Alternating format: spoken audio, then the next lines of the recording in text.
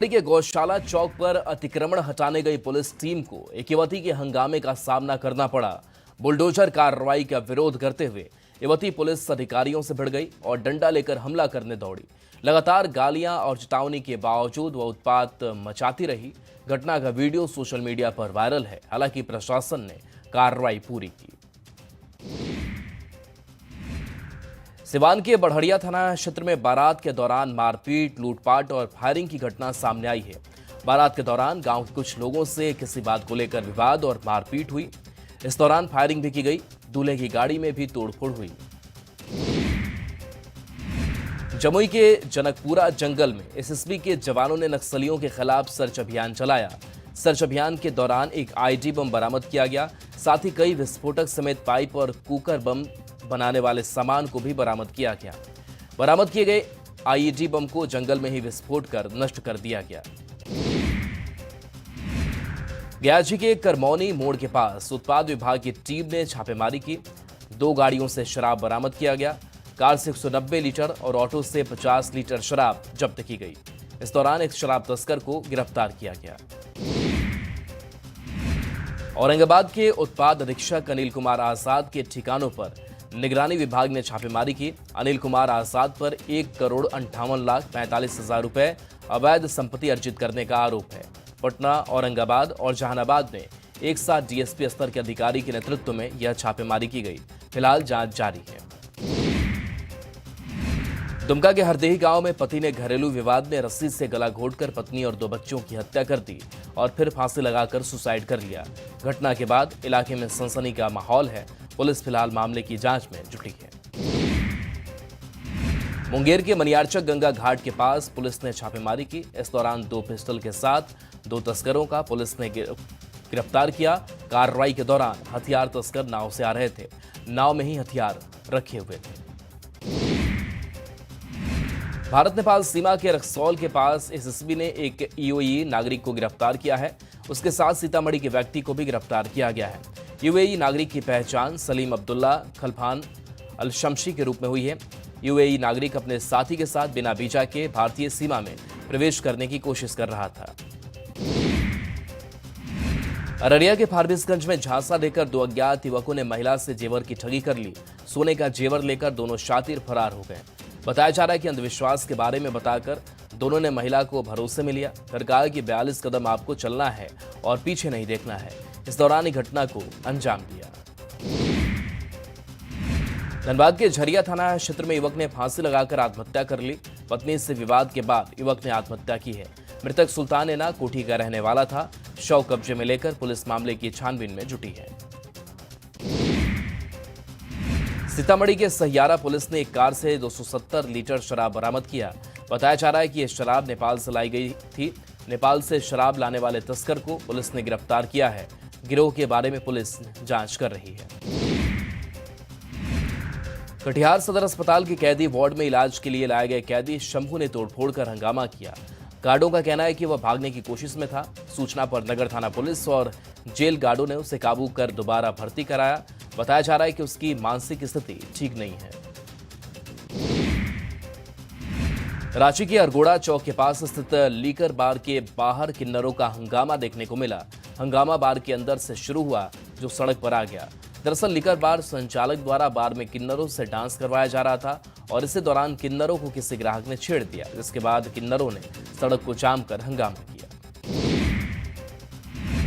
Chaibasa police को बड़ी सफलता मिली है। जुलाई में हुए सुमित सिंह यादव हत्याकांड के मुख्य आरोपी और कुख्यात अपराधी मदन शर्मा को 2 अवैध हथियारों के साथ गिरफ्तार किया गया है। आरोपी महुलसाई क्षेत्र में किसी बड़ी घटना को अंजाम देने की फिराक में था, तभी पुलिस ने छापेमारी कर आरोपी को गिरफ्तार कर लिया। रामगढ़ में अवैध बालू उत्खनन और परिवहन पर रोक लगाने के लिए गठित जिला टास्क फोर्स लगातार कार्रवाई कर रही है।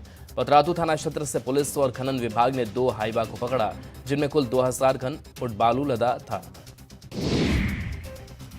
हजारीबाग में उत्पाद विभाग की टीम ने झारखंड बिहार सीमा पर बड़ी कार्रवाई की। टीम ने चौपारण के जंगलों में चल रहे अवैध शराब कारोबार का खुलासा किया। अवर निरीक्षक सुमितेश कुमार के नेतृत्व में छापेमारी की गई। जंगल में बने एक मिट्टी के घर से 150 कार्टन विदेशी शराब जब्त किया गया। मुख्यमंत्री नीतीश कुमार लगातार 10वीं बार सत्ता संभालने के बाद एक्शन मोड में दिख रहे हैं। सीएम अपने आवास से निकलकर सबसे पहले विधायकों के नवनिर्मित फ्लैट को देखने पहुंचे। इस दौरान कमियां दिखने पर अधिकारियों को बेहतरी के निर्देश भी दिए। अधिकारियों से सीएम ने फ्लैट की खूबियों के साथ ही विधायकों को मिलने वाली सुविधाओं का भी जायजा लिया। डिप्टी सीएम और गृह मंत्रालय संभालने के बाद सम्राट चौधरी मुंगेर पहुंचे। तारापुर में सम्राट चौधरी रोड शो किया।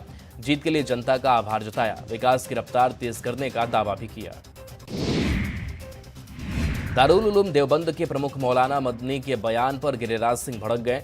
मौलाना मदनी को जिन्ना समर्थक बताया। भड़काऊ बयान देने का आरोप भी लगाया। कहा कि भारत के हिंदू और मुसलमान का डीएनए एक है। मंत्री विजय चौधरी ने पदभार ग्रहण कर लिया है। विजय चौधरी ने जल संसाधन विभाग और भवन निर्माण विभाग की जिम्मेदारी संभाली है। पदभार ग्रहण करने के बाद मंत्री ने विभागीय पदाधिकारियों के साथ समीक्षा बैठक की। बिहार में औद्योगिक माहौल बेहतर बनाने और निवेश की संभावनाओं की तलाश के लिए राज्य और केंद्र सरकार ने एक साथ पहल शुरू कर दी है। 25 नवंबर को दिल्ली में केंद्रीय मंत्री पीयूष गोयल ने बड़ी बैठक बुलाई, जिसमें बिहार के उद्योग मंत्री दिलीप जायसवाल भी शामिल होंगे।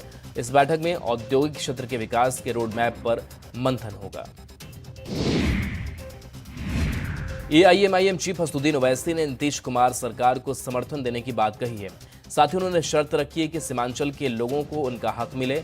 ओवैसी ने यह बात अमौर में एक जनसभा में कही है। उन्होंने कहा कि सीमांचल दशकों से उपेक्षा का शिकार रहा है, अब स्थिति सुधरनी चाहिए। 25 नवंबर को बिहार में नई सरकार की पहली कैबिनेट की बैठक होनी है, जिसको लेकर उद्योग मंत्री दिलीप जायसवाल ने बड़ा दावा किया है। दिलीप जायसवाल ने कहा कि 25 नवंबर को ही कैबिनेट की बैठक के बाद वे दिल्ली जाएंगे, जहां वे बिहार में उद्योग को लेकर पीएम मोदी और जेपी नड्डा से बातचीत करेंगे। बीजेपी प्रदेश अध्यक्ष और मंत्री दिलीप जायसवाल का किशनगंज में जोरदार स्वागत किया गया। समर्थकों ने जेसीबी से फूलों की बारिश की। इस दौरान जायसवाल ने कहा कि बिहार की जनता ने पीएम मोदी और नीतीश कुमार के विकास और सुशासन पर भरोसा जताया है। आरजेडी की हार पर जीतनराम मांझी ने हमला बोला। मांझी ने कहा कि डायनासोर की तरह आरजेडी का हाल होगा।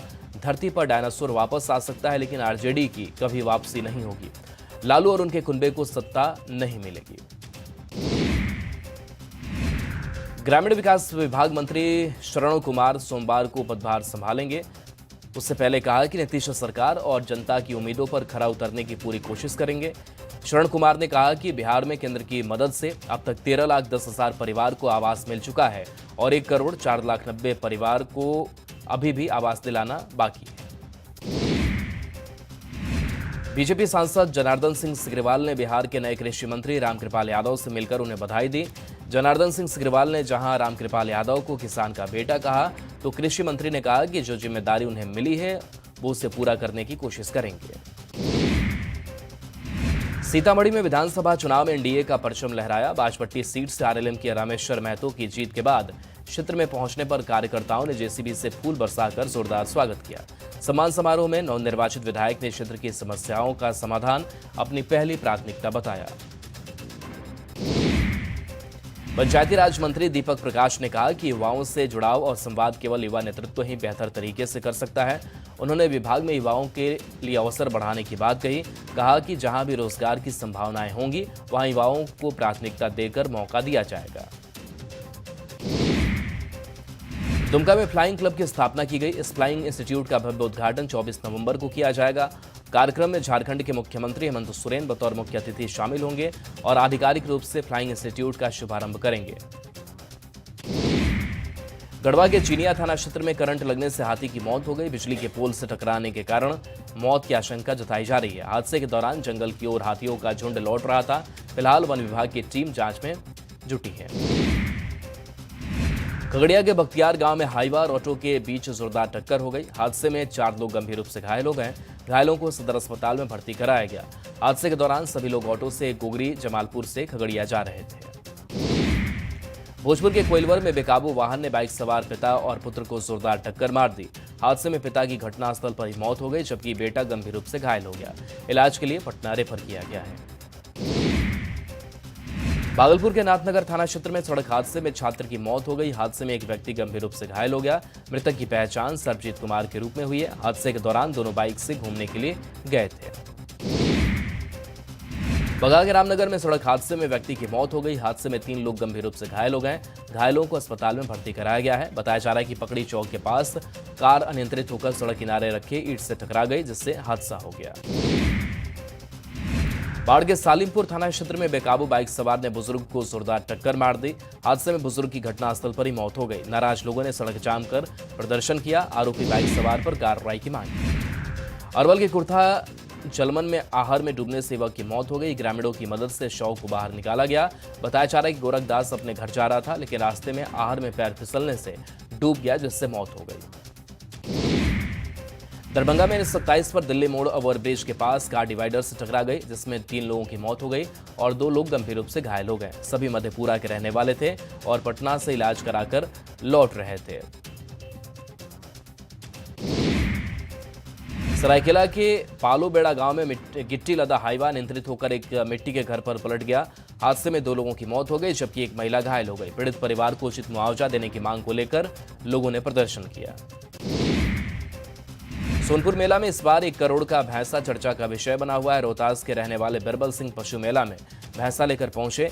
इसका 1 करोड़ कीमत रखा है। 38 महीने इस जाफराबादी नस्ल के भैंसे का नाम प्रधान बाबू है, जिससे रोज की 10,000 की कमाई होती है। दिल्ली के प्रगति मैदान में ट्रेड फेयर में आज बिहार दिवस समारोह का आयोजन हुआ। इस मौके पर स्थानीय आयुक्त और बिहार सरकार के इन्वेस्टमेंट कमिश्नर बियाडा के एमडी कुंदन कुमार ने कहा कि बिहार में निवेश के लिए निवेशकों को बेहतर अवसर प्रदान किया जा रहा है। ट्रेड फेयर में बिहार पवेलियन में बिहार के हैंडलूम और हैंडीक्राफ्ट के साथ बिहार खाद्य उत्पादों की प्रदर्शनी लगाई गई। रांची के तुपुदाना में आदिवासी सरना समाज ने धर्मांतरण के खिलाफ जोरदार विरोध जताया। आदिवासी सरना समाज के लोगों ने कहा कि मिशनरीज और ईसाई धर्म के प्रयास आदिवासी संस्कृति के लिए खतरा है। इसके खिलाफ सख्त कदम उठाए जाने चाहिए। ग्रामीणों ने मांग की है कि गांव में ऐसे लोगों का प्रवेश वर्जित किया जाए जो आदिवासी परंपरा को खत्म करना चाहते हैं। जामताड़ा के फतेहपुर प्रखंड के जंगल में कई दिनों से बाघ का आतंक दिख रहा है। इससे ग्रामीण दहशत में है और अपने परिवार की सुरक्षा को लेकर चिंतित है। रेंजर मैनेजर मिर्धा ने मौके पर टीम भेजकर निगरानी बढ़ा दी है और लोगों से अकेले जंगल में न जाने की अपील की। धनबाद के शिवलीबाड़ी दक्षिण पंचायत भवन में सरकार आपके द्वार सेवा अधिकार शिविर का आयोजन किया गया। झारखंड के 25 साल के रजत जयंती के मौके पर कई सरकारी योजनाओं का लाभ सीधे लाभुकों को दिया गया। स्वास्थ्य, बिजली और भूमि विभाग के कर्मियों ने मौके पर समस्याओं का समाधान किया। भोजपुर के पीरो बाजार में महाराष्ट्र के मालेगांव की रहने वाली महिला नशाखुरानी गिरोह की शिकार हो गई। महिला को अस्पताल में भर्ती कराया गया है। महिला लावारिस हालत में मिली। फिलहाल पुलिस जांच में जुटी है। बोकारो हवाई अड्डे से उड़ान सेवा शुरू करने की मांग को लेकर नागरिक अधिकार मंच ने प्रदर्शन किया। 15% काम अधूरा रहने का आरोप लगाया। अधूरा काम को पूरा कर जल्द सेवा शुरू करने की मांग की। आरा के जिला अतिथि गृह में साहित्यकार और ज्योतिष डॉक्टर पवन चौबे ने द्वारा लिखित भारतीय ज्योतिष में जैन साहित्य का अवदान पुस्तक का लोकार्पण हुआ। पुस्तक का लोकार्पण बिहार विधान परिषद के सभापति अवधेश नारायण सिंह ने किया। सभापति ने इसका लोकार्पण करते हुए कहा कि यह पुस्तक बहुत ही लोगों के लिए फायदेमंद साबित होगी।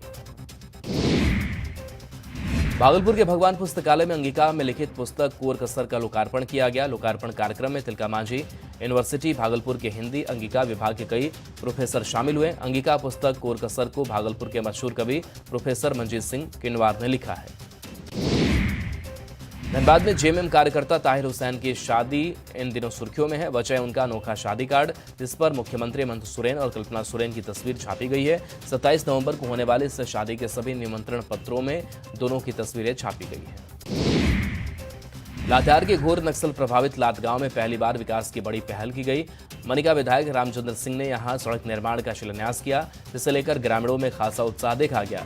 विधायक ने कहा कि यह क्षेत्र पहले नक्सली प्रभाव वाला रहा है, जिसके कारण साल तक विकास कार्य रुके रहे। चाईबासा कोल्हान विश्वविद्यालय का 6वां दीक्षांत समारोह 26 नवंबर को आयोजित किया जाएगा। इस कार्यक्रम में राज्यपाल संतोष गंगवार मुख्य अतिथि के रूप में शिरकत करेंगे। समारोह में सत्र 2021 से 2024 तक के 148 गोल्ड मेडलिस्ट, 4 बेस्ट ग्रेजुएट और 79 पीएचडी उपाधिधारकों को सम्मानित किया जाएगा। राज्यपाल के आगमन को देखते हुए एसपी ने सुरक्षा व्यवस्था का जायजा लिया। देवघर के बाबा बैद्यनाथ मंदिर में नवान पर्व पर भक्तों की भीड़ उमड़ पड़ी है। इस दिन अपने खेतों की पहली फसल श्रद्धालु बाबा भोलेनाथ को अर्पित करते हैं। देवघर और आसपास के जिलों के लोग नया अनाज चढ़ाने और जलार्पण करने के लिए मंदिर पहुंचे। पुरोहित बताते हैं कि यह परंपरा सदियों से चली आ रही है। सिवान के सराय थाना क्षेत्र में ट्रक ने बाइक सवार 2 युवक को रौंद दिया, जिससे एक युवक की घटनास्थल पर ही मौत हो गई। दूसरा युवक गंभीर रूप से घायल हो गया। वहीं हादसे के बाद ट्रक चालक ट्रक लेकर फरार हो गया।